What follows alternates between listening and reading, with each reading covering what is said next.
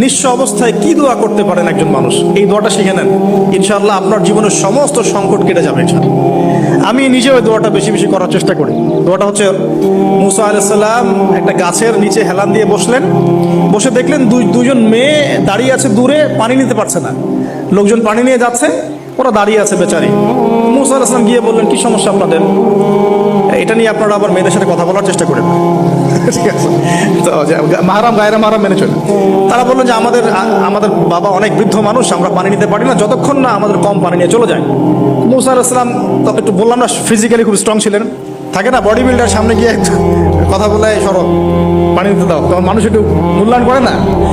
তো মুসা আলাইহিস সালাম এভাবে পানি নিয়ে দিলেন এবং বাছুরদেরকে পানি পান করালেন, করিয়ে গাছের নিচে এসে বসে আছেন।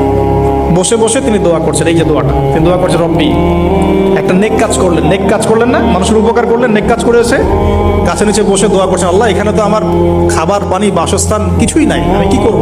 রব্বি ইন্নি লিমা আনজালতা ইলাইয়া মিন খায়রিন ফাকির।